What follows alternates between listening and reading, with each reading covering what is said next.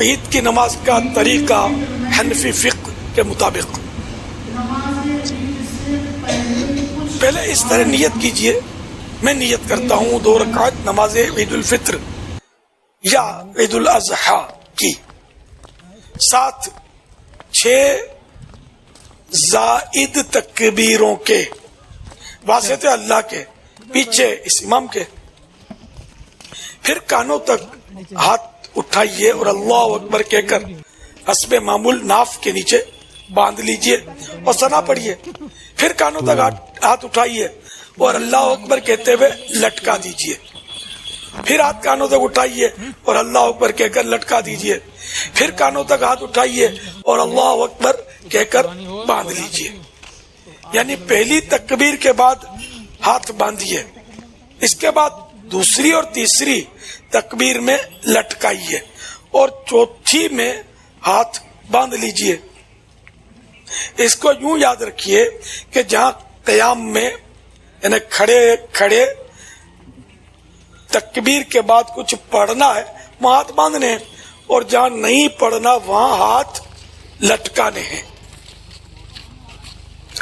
پھر امام تعوذ اور تسمیہ یعنی اعوذ اور بسم اللہ آہستہ پڑھ کر الحمد شریف اور سورہ جہر یعنی بلند آواز کے ساتھ پڑھے. پھر رکوع کرے.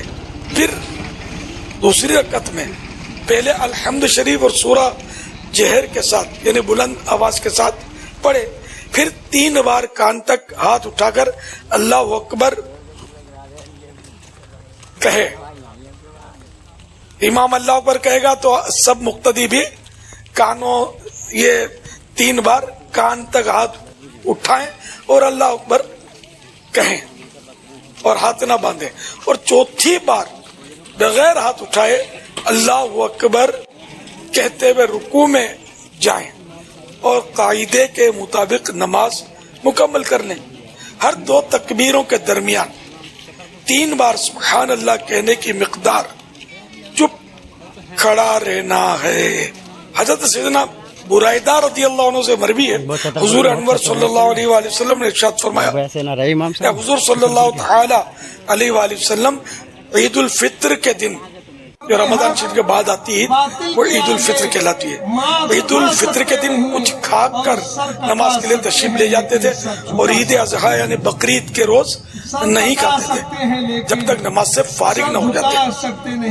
اور بخاری کی روایت حضرت سیدنا انس رضی اللہ عنہ سے ہے کہ عید الفطر کے دن تشریف نہ لے جاتے جب تک چند کھجوریں نہ کھا لیتے اور وہ طاق ہوتی یعنی 1 3 5 7 اس طرح طاق اوڈ ہوتی.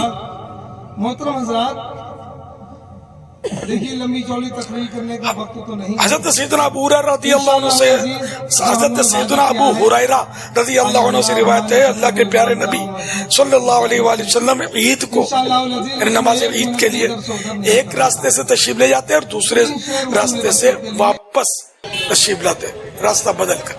پہلی رکعت میں امام کے تکبیریں کہنے کے بعد مقتدی شامل ہوا تو اسی وقت تکبیر تحریمہ کے علاوہ مزید 3 تکبیریں کہہ لے. اگرچہ امام نے قراءت شروع کر دی ہو اور 3 ہی کہے، اگرچہ امام نے 3 سے زیادہ کہی ہوں، اور اگر اس نے تکبیریں نہ کہیں کہ امام رکوع میں چلا گیا وہ کھڑے کھڑے نہ کہے بلکہ امام کے ساتھ رکوع میں جائے اور رکوع میں تکبیریں کہہ لے.